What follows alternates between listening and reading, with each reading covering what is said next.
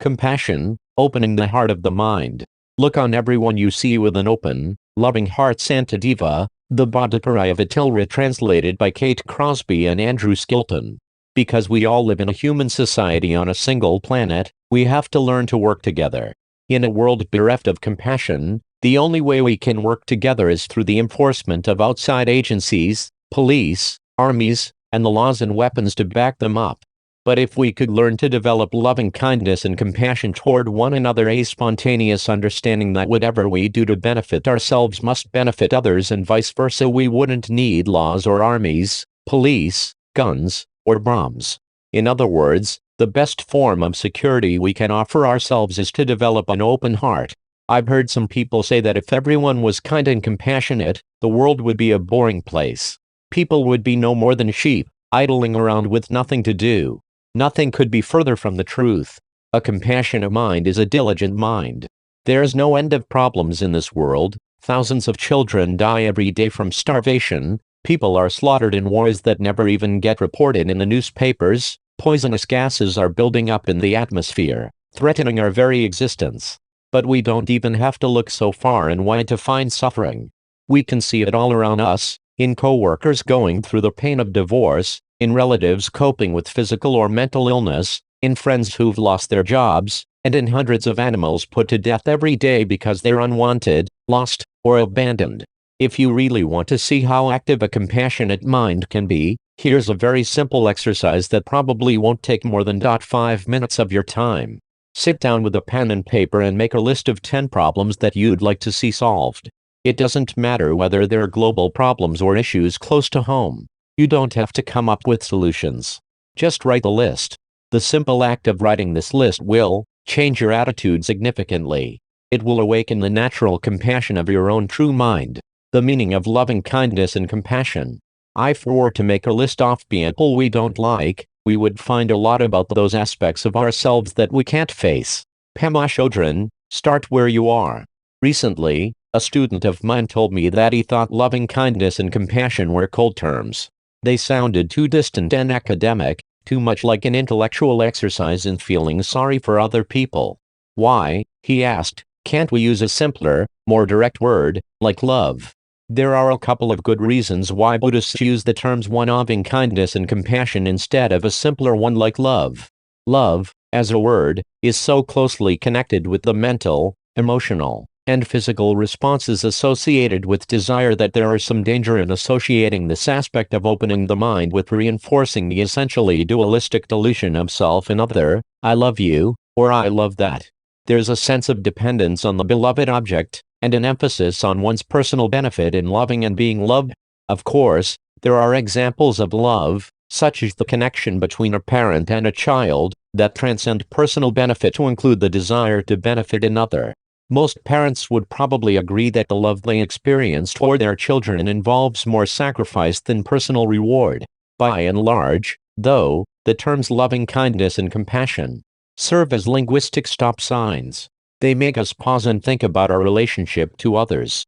From a Buddhist perspective, loving kindness is the aspiration that all other sentient beings, even those we dislike, experience the same sense of joy and freedom that we ourselves aspire to feel. A recognition that we all experience the same kinds of wants and needs, the desire to go about our lives peacefully and without fear of pain or harm. Even an ant or a cockroach experiences the same kinds of needs and fears that humans do. As sentient beings, we're all alike, we're all kindred. Loving kindness implies a sort of challenge to develop this awareness of kindness or commonality on an emotional, even physical, level, rather than allowing it to remain an intellectual concept. Compassion takes this capacity to look at another sentient being as equal to oneself even further. Its basic meaning is feeling with, a recognition that what you feel, I feel. Anything that hurts you hurts me. Anything that helps you helps me. Compassion, in Buddhist terms, is a complete identification with others and an active readiness to help them in any way. Just look at it practically. If you lie to someone, for example, who have you really hurt? Yourself. You have to bear the burden of remembering the lie you told, covering your tracks, and maybe spinning a whole web of new lies, to keep the original lie from being discovered. Or suppose you steal something, even something as small as a pen, from your office or some other place. Just think about the number of large and small actions you have to take to hide what you did. And despite all the energy you put into concealing what you did, you will almost inevitably be caught. There's no way you can hide every single detail. So, in the end, all you've really done is wasted a lot of time and effort that you might have spent doing something more constructive. Compassion is essentially the recognition that everyone and everything is a reflection of everyone and everything else. An ancient text called the Avatamsaka Sutra describes the universe as an infinite net brought into existence through the will of the Hindu god Indra. At every connection in this infinite net hangs a magnificently polished and infinitely faceted jewel, which reflects in each of its facets all the facets of every other jewel in the net. Since the net itself, the number of jewels, and the facets of every jewel are infinite, the number of reflections is infinite as well. When any jewel in this infinite net is altered in any way, all of the other jewels in the net change, too. The story of Indra's net is a poetic explanation for the sometimes mysterious connections that we observe between seemingly unrelated events.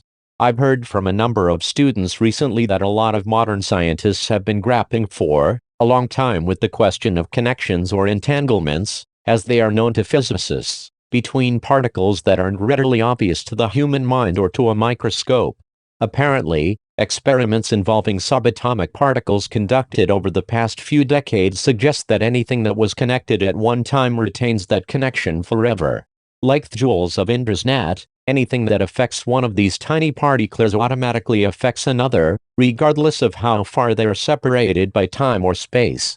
And since one of the current theories of modern physics holds that all matter was connected as a single point at the start of the Big Bang that created our universe, it's theoretically possible, though as yet unproven, that whatever affects one particle in our universe also affects every other one.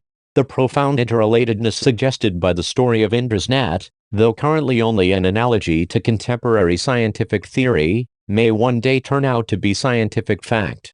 And that possibility, in turn, transforms the whole idea of cultivating compassion from a nice idea into a matter of life-shaking proportions.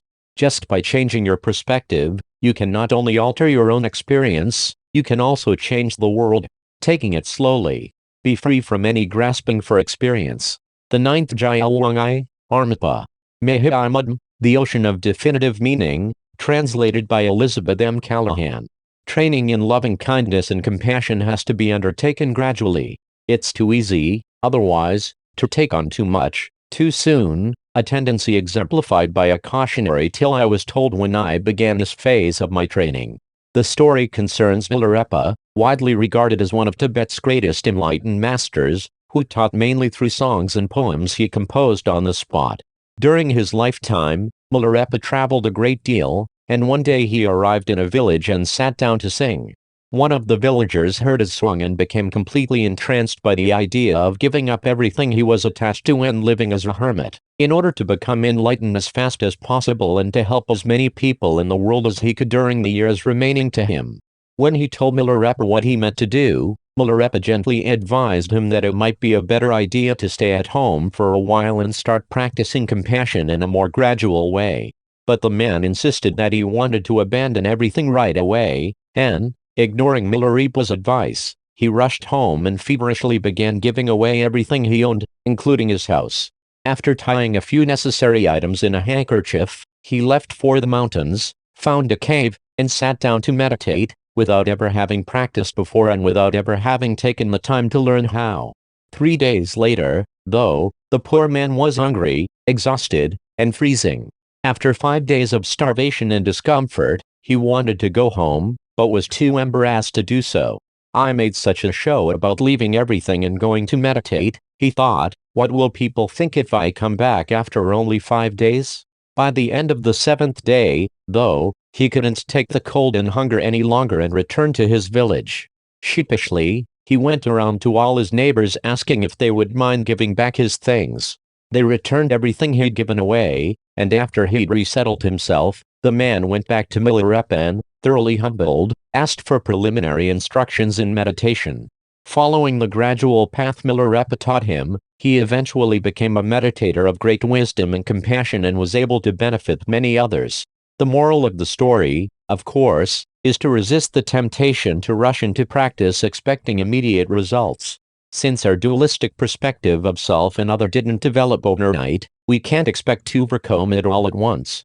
If we rush onto the path of compassion, at best we'll end up like the villager who rashly gave up everything he owned. At worst we'll end up regretting a charitable act, creating for ourselves a mental obstacle that may take years to overcome. This point was repeatedly impressed on me by my father and my other teachers. If you take a gradual path, your life might not change tomorrow, next week, or even a month from now. But as you look back over the course of a year or many years, you will see a difference. You will find yourself surrounded by loving and supportive companions. When you come into conflict with other people, their words and actions won't seem as threatening as they once did. Whatever pain or suffering you might sometimes feel will assume much more manageable, life-sized proportions, maybe even shrinking in importance compared with what other people you know may be going through. The gradual path I was taught regarding the development of compassion toward others consisted of 3 levels, each to be practiced for several months, similar to the way students learn basic math skills before moving on to higher applications. Level 1 involved learning how to develop a kind or compassionate attitude toward yourself and other beings close to you. Level 2 focused on developing immeasurable loving kindness and compassion toward all beings. Level 3 involves cultivating bodhisattva. There are actually 2 types, or levels, of bodhisattva, absolute and relative. Absolute bodhisattva is a spontaneous recognition that all sentient beings, regardless of how they act or appear, are already completely enlightened. It usually takes a good deal of practice to attain this level of spontaneous recognition. Relative bodhisattva involves the cultivation of the desire for all sentient beings to become completely free of suffering.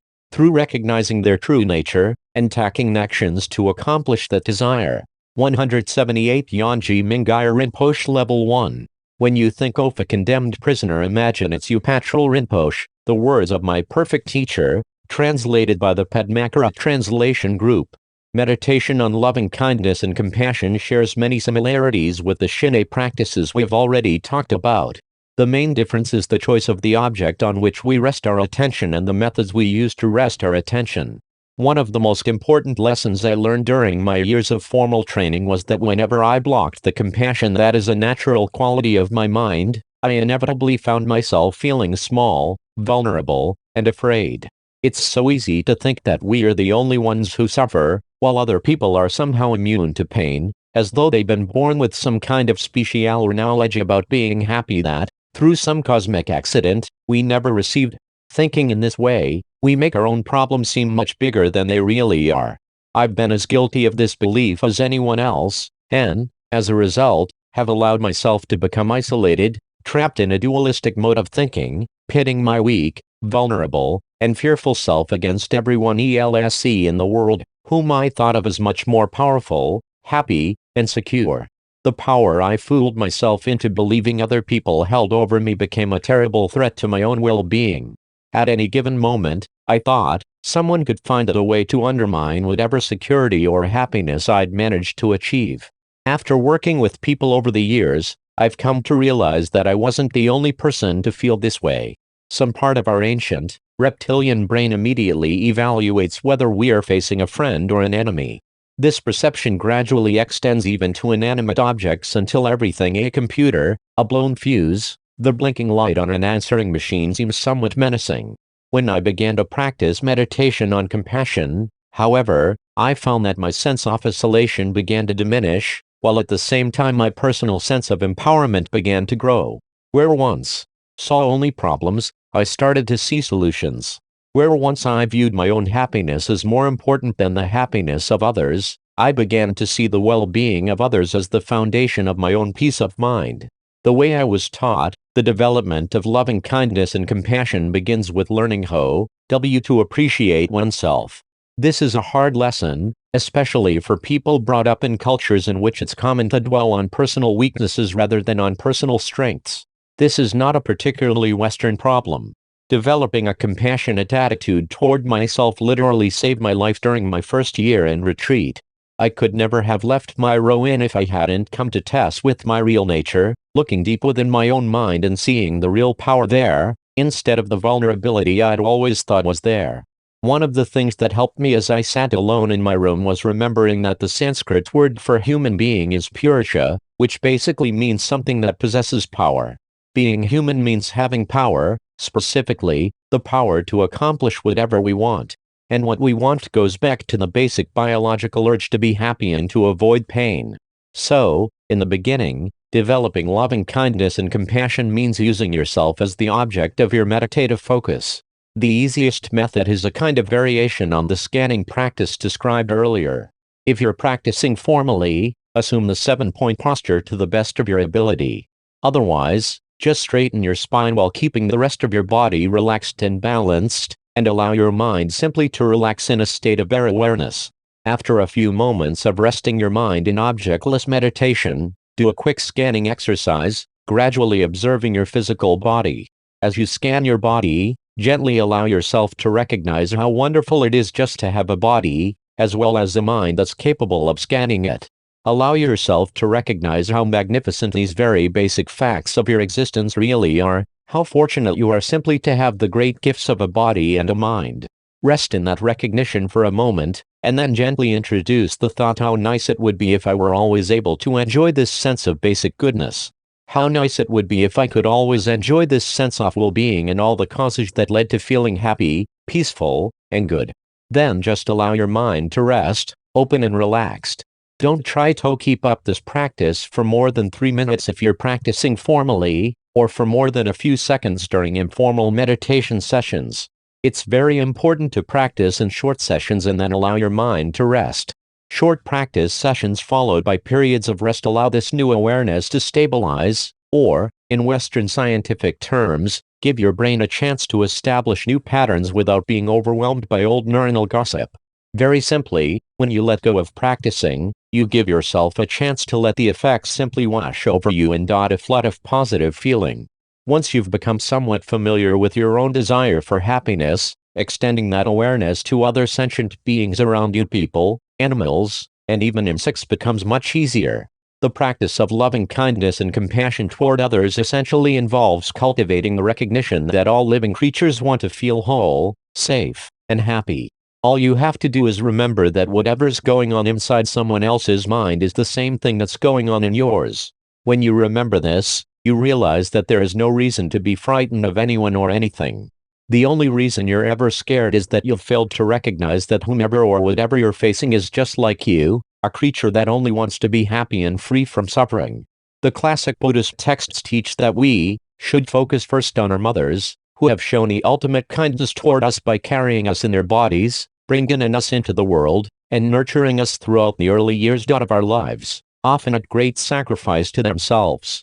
I understand that many people in Western cultures don't always enjoy tender and affectionate relationships with their parents, in which case using one's mother or father as an object of meditation wouldn't be very practical. It's perfectly acceptable in such cases to focus on another object, such as an especially kind relative, a teacher, a close friend, or a child. Some people choose to focus on their pets. The object of your meditation doesn't really matter. The important thing is to rest your attention lightly on someone or something toward which you feel a deep sense of tenderness or warmth. When you take up loving kindness and compassion as a formal practice, begin by assuming either the 7-point posture or, at the very least, if you're sitting on a bus or a train, for example, straightening your spine while allowing the rest of your body to rest naturally. As with any meditation practice, once you've got your body positioned, the next step is simply to allow your mind to rest naturally for a few moments and let go of whatever you might have been thinking about. Just let your mind breathe a huge sigh of relief. After resting your mind for a few moments in objectless meditation, lightly bring your awareness to someone toward whom it's easiest for you to feel tenderness, affection, or concern. Don't be surprised if the image of someone or something you didn't deliberately choose appears more strongly than the object you may have decided to work with. This happens, often quite spontaneously. One of my students began formal practice intending to focus on his grandmother, who had been very kind to him when he was young, but the image that kept appearing to him was a rabbit he'd owned as a child. This is just an example of the mind's natural wisdom asserting itself. He actually had a lot of warm memories associated with the rabbit, and when he finally surrendered to them, his practice became quite easy. Sometimes you may find that your mind spontaneously produces memories of a particularly nice experience you shared with someone, rather than a more abstract image of the person you've chosen as an object of meditation. That's fine, too. The important point in cultivating loving kindness and compassion is to allow yourself to experience genuine feelings of warmth, tenderness, or affection. As you proceed, allow the sense of warmth or affection to settle in your mind, like a seed planted in soil, alternating for a few minutes between this experience and simply allowing your mind to rest in objectless meditation. As you alternate between these two states, allow yourself to wish that the object of your meditation might experience the same sense of openness and warmth you feel toward him or her. After practicing in this way for a while, you're ready to move a little bit deeper. Begin as before, assuming an appropriate posture and allowing your mind to rest in objectless meditation for a few moments.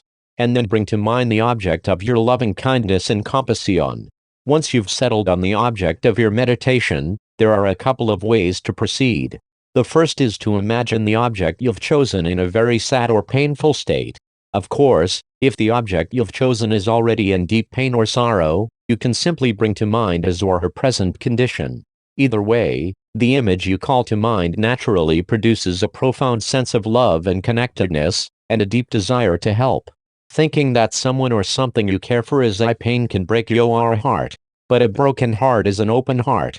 Every heartbreak is an opportunity for love and compassion to flow through you. Another approach is to rest your attention lightly on the subject you've chosen, while asking yourself, how much do I want to be happy? How much do I want to avoid pain or suffering? Let your thoughts on these points be as specific as possible.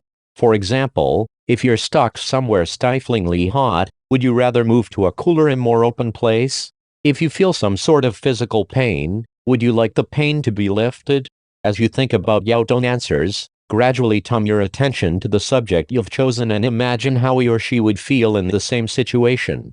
Practicing in this way not only opens your heart to other beings, but also dissolves your own identification with whatever pain or discomfort you may be experiencing at the moment. Cultivating loving kindness and compassion toward those you know and care about already isn't so hard, because even when you want to strangle them for being stupid or obstinate, the bottom line is that you still love them. It's a little bit harder to extend the same sense of warmth and relatedness toward those you don't know, and even harder to extend that awareness to those you actively dislike. I heard a story a while back about a man and a woman living in China, maybe 40 or 50 years ago. They'd just gotten married, and when the bride went into her husband's home, she immediately started fighting with her mother-in-law over a number of petty issues about how the household should be run. Gradually their disagreements escalated until the new bride and her mother-in-law couldn't even stand to look at each other. The bride saw her mother-in-law as an interfering old witch, while the mother-in-law thought of her son's young bride as an arrogant child, with no respect for her elders. There was no real reason for their anger to escalate as it had. But eventually the bride became so angry at her mother-in-law that she decided she had to do something to get her out of the way. So she went to a doctor and asked for poison that she could put into her mother-in-law's food. After hearing the young bride's complaints, the doctor agreed to sell her some poison. But, he warned, if I were to give you something strong that worked immediately, everyone would point their fingers at you and say, you poisoned your mother-in-law, and they'd also find out that you bought the poison from me, and that wouldn't be good for either of us. So I'm going to give you a gentle poison that will take effect very gradually, so she won't die right away. He also instructed her that while she administered the poison, she should treat her mother-in-law very, very nicely. Serve every meal with a smile, he advised. Tell her you hope she enjoys her food and ask her if there's anything else you might bring her. Be very humble and sweet, so no one will suspect you. The bride agreed, and carried the poison back home with her. That very evening she started adding the poison to her mother-in-law's food, and very politely offered the meal to her. After a few days of being treated so respectfully, the mother-in-law began to change her opinion about her son's wife. Maybe she's not so arrogant after all, the old woman thought. Maybe I was wrong about her. And little by little she started treating her daughter-in-law more agreeably, complimenting her on her cooking and on the way she was managing the household, and even exchanging little tidbits of gossip and funny stories. As the old woman's attitude and behavior changed, of course, So did the girls. After a few days she started thinking, maybe my mother-in-law isn't as bad as I thought. In fact, she seems pretty nice. This continued for a month or so, until the two women actually started to become very good friends. They started getting along so well that at a certain point the girl stopped poisoning her mother-in-law's food. Then she started to worry, because she realized she'd already put so much poison in every meal that her mother-in-law would very likely die. So she went back to the doctor and told him, I made a mistake. My mother-in-law is actually a really nice person. I shouldn't have poisoned her. Please help me out and give me an antidote to the poison I gave her. The doctor sat very quietly for a moment after listening to the girl. I'm very sorry, he told her. I can't help you now. There is no antidote. On hearing that, the girl became terribly upset and started to cry, swearing that she was going to kill herself. Why would you want to kill yourself? The doctor asked. The girl answered, because I poisoned such a nice person and now she's going to die. So she'll take my own life to punish myself for the terrible thing I did. Again the doctor sat quietly for a moment, and then he started to chuckle. How can you laugh about this? The girl demanded. Because there's really no need for you to worry, he replied. There's no antidote to the poison Beck, I never gave you any poison to begin with. All I gave you was a harmless herb. I like this story because it's such a simple example of how easily a natural transformation of experience can occur. At first the new bride and her mother-in-law hated each other. Each thought that the other was simply awful. Once they started to treat each other differently, though, they began to see each other in a different light. Each saw the other as a basically good person, and eventually they became close friends. As people, they hadn't really changed at all. The only thing that had changed was their perspective. The nice thing about such stories is that they compel us to see that our initial impressions about others may be wrong or misguided. There's no reason to feel guilty about such mistakes, they're merely the result of ignorance. And, fortunately, the Buddha provided a meditation practice that provides not only the means for amending such mistakes, but for preventing them in the future. This practice is known in English as exchanging yourself for others, which in simple terms means imagining yourself in the position of someone or something you don't like very much. Although the practice of exchanging yourself for others can be performed anytime, anywhere, it's helpful to jot basics down through formal practice. Formal practice is a bit like charging the battery in a cell phone. Once the battery is fully charged, you can use the cell phone for a long time, in a variety of places and under a variety of circumstances. Eventually, though, the battery runs down, and you need to charge it again. The main difference between charging a battery and developing loving kindness and compassion is that ultimately, through formal practice, the habit of responding compassionately to other beings creates a series of neuronal connections that constantly perpetuates itself and doesn't lose its charge. The first step in formal practice is, as usual, to assume a correct posture and allow your mind to rest for a few moments. Then bring to mind someone or something that you don't like. Don't judge what you feel. Give yourself complete permission to feel it. Simply letting go of judgments and justifications will let you experience a certain degree of openness and clarity. The next step is to admit to yourself that whatever you're feeling, anger, resentment, jealousy, or desire is in itself the source of whatever pain or discomfort you're experiencing. The object of your feeling isn't the source of your pain, but rather your own mentally generated response to whomever or whatever you're focusing on.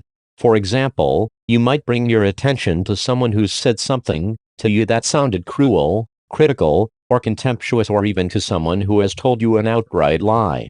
Then, allow yourself to recognize that all that has occurred is that someone has emitted sounds and you have heard them.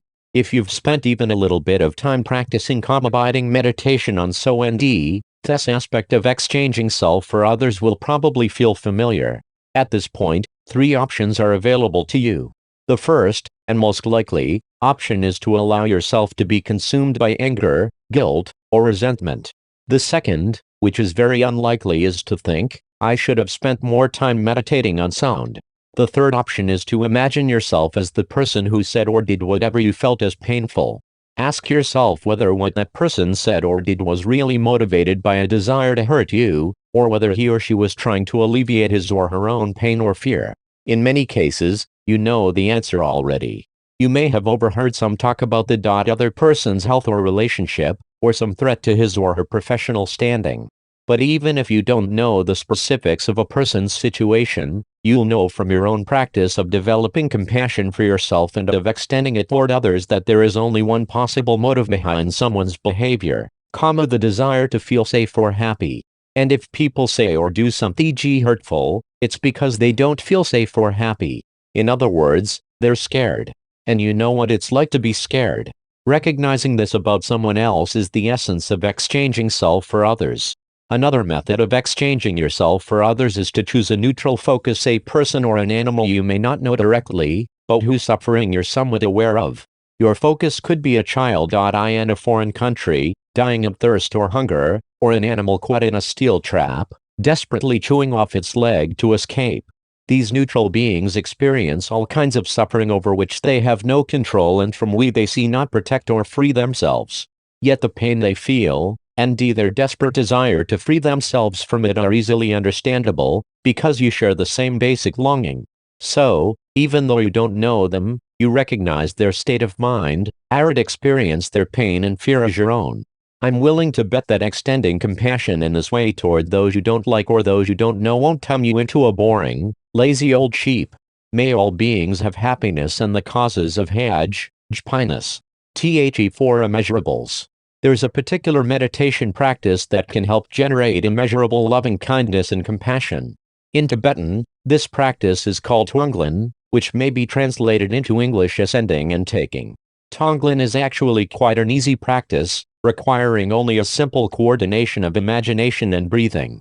The first step is simply to recognize that as much as you want to achieve happiness and avoid suffering, other beings also feel the same way. There is no need to visualize specific beings, although you may start out with a specific visualization if you find it helpful. Eventually, however, the practice of taking and sending extends beyond those you can imagine to include all sentient beings, including animals, insects, and inhabitants of dimensions you don't possess the knowledge or capacity to see. The point, as I was taught, is simply to remember that the universe is filled with an infinite number of beings, and to think, just as I want happiness, all beings want happiness. Just as I wish one to avoid suffering, all beings wish to avoid suffering. I am just one person, while the number of other beings is infinite. The well-being of this infinite number is more important than that of own. And as you allow these thoughts to roll around in your mind, you will actually begin to find yourself actively engaged in wishing for others' freedom from suffering. Begin by assuming a correct posture and allowing your mind to simply rest for a few moments. Then use your breath to send all your happiness to all sentient beings and absorb their suffering. As you exhale, imagine all the happiness and benefits you've acquired during your life pouring out of yourself in the form of pure light that spreads to all beings and dissolves into them, fulfilling all their needs and eliminating their suffering. As soon as you start to breathe out, imagine the light immediately touching all beings, and that by the time you finish exhaling, the light has already dissolved into them. As you inhale, imagine the pain and suffering of all sentient beings as a dark, smoky light being absorbed through your nostrils and dissolving into your heart. As you continue this practice, imagine that all beings are freed from suffering, and filled with bliss and happiness. After practicing in this way for a few moments, simply allow your mind to rest. Then take up the practice again, alternating between periods of Tonglen and resting your mind. If it helps your visualization, you can sit with your body very straight and rest your hands in loosely closed fists on the tops of your thighs. As you breathe out, open your fingers and slide your hands down your thighs toward your knees while you imagine the light going out toward all beings. As you inhale, slide your hands back up, forming loosely closed fists through drawing the dark light of others' suffering and dissolving it into yourself. The universe is filled with so many different kinds of creatures, it's impossible even to imagine them all, much less offer direct and immediate help to each and every one. But through the practice of Tonglen, you open your mind to infinite creatures and wish for their well-being. The result is that eventually your mind becomes clearer, calmer, more focused and aware, and you develop the capacity to help others in infinite ways, both directly and indirectly. An old Tibetan folk tale illustrates the benefits of developing this sort of all-encompassing compassion. A nomad who spent his days walking across the mountains was constantly pained by the rough and thorny ground because he didn't have any shoes. Over the course of his travels, he began to collect the skins of dead animals and spread them along the mountain paths, covering the stones and thorns. The problem was that even with great effort, he could only cover several hundred square yards. At last it came to him that if he simply used a few small hides to make himself a pair of shoes, he could walk for thousands of miles without any pain. Simply by covering his feet with leather, he covered the entire earth with leather. In the same way, if you try to deal with each conflict, each emotion, and each negative thought as it occurs, you're like the nomad trying to cover the world with leather. If, instead, you work at developing a loving and peaceful mind, you can apply the same solution to every problem in your life. Level 3. A person who has awakened the force of genuine compassion will be quite capable of working physically, verbally, and mentally for the welfare of others. AMGON Control, The Torch of Certainty, translated by Judith Hanson. The practice of Bodhisattva, the mind, of awakening may seem almost magical, in the sense that when you choose to deal with other people as if they were already fully enlightened, they tend to respond in a more positive, confident, and peaceful manner than they otherwise might.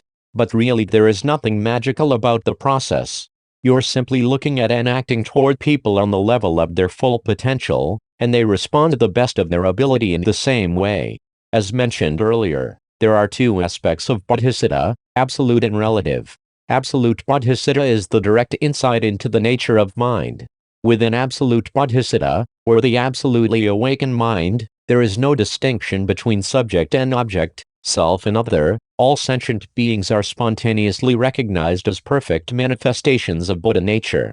Very few people are capable of experiencing absolute Bodhisattva right away, however. I certainly wasn't. Like most people, I needed to train along the more gradual path of relative Bodhisattva. There are several reasons why this path is referred to as relative. First, it is related to absolute Bodhisattva in the sense that it shares the same goal, the direct experience of Buddha nature, or awakened mind.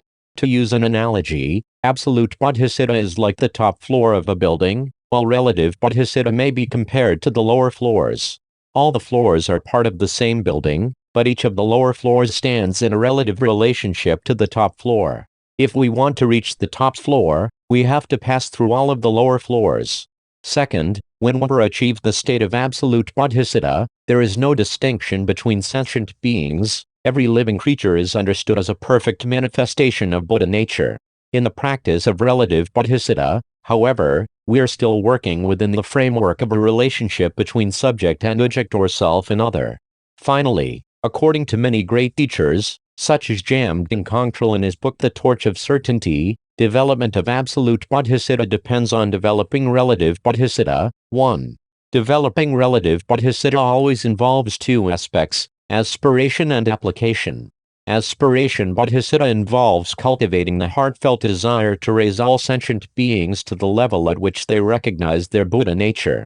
We begin by thinking, I wish to attain complete awakening in order to help all sentient beings attain the same state. Aspiration Bodhisattva focuses on the fruit, or the result, of practice. In this sense, aspiration Bodhisattva is like focusing on the goal of carrying everyone to a certain destination, for example, London, Paris, or Washington, D.C. In the case of aspiration Bodhisattva, of course, the destination is the total awakening of the mind, or absolute Bodhisattva. Application Bodhisattva, often compared in classic texts to actually taking the steps to arrive at an intended destination for users on the path of attaining the goal of aspiration Bodhisattva, the liberation of all sentient beings from all forms and causes of suffering through recognition of their Buddha nature. As mentioned, while practicing relative Bodhisattva, we are still caught up in regarding other sentient beings from a slightly dualistic perspective, as if their existence were relative to our own. But when we generate the motivation to lift not only ourselves but all sentient beings to the level of complete recognition of Buddha nature, an odd thing happens. The dualistic perspective of self and other begins very gradually to dissolve, and we grow in wisdom and power to help others as well as ourselves. As an approach to life, cultivating relative Bodhisattva is certainly an improvement on the way we ordinarily deal with others, though it does take a certain amount of work. It's so easy to condemn other people who don't agree with our own point of view, isn't it? Most of us do so as easily and unthinkingly as smashing a mosquito, a cockroach, or a fly. The essence of developing relative bodhisattva is to recognize that the desire to squash a bug and the urge to condemn a person who disagrees with us are fundamentally the same. It's a fight or flight response deeply embedded in the reptilian layer of our brains, or, to put it more bluntly, our crocodile nature. So the first step in developing relative bodhisattva is to decide, would I rather be a crocodile or a human being? Certainly there are advantages to being a crocodile. Crocodiles are very good at outsmarting their enemies at simply surviving. But they cannot love or experience being loved. They don't have friends. They can never experience the joys of raising children. They have very little appreciation for art or music. They can't laugh. And many of them end up as shoes. If you've gotten this far in reading this book, chances are that you're not a crocodile, but you've probably met a few people who act like crocodiles.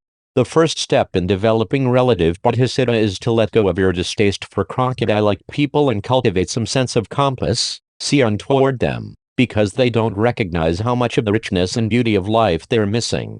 Once you can do that, extending relative bodhisattva toward all sentient beings including real crocodiles and whatever other living creatures might annoy, frighten, or disgust you becomes a lot easier. If you just take a moment to think about how much these creatures are missing out on, your heart will almost automatically open up to them. Actually, aspiration bodhisattva and application bodhisattva are like two sides of the same coin. One can't exist without the other.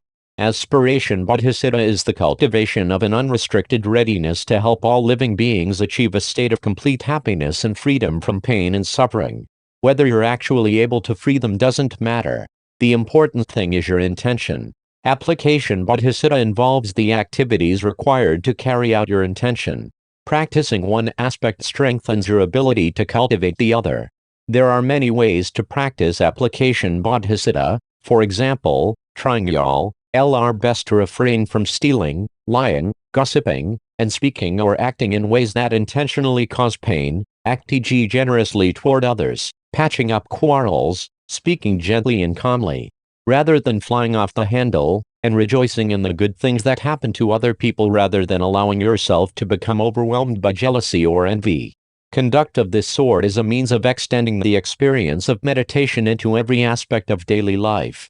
There is no greater inspiration, no greater courage, than the intention to lead all beings to the perfect freedom and complete well-being of recognizing their true nature.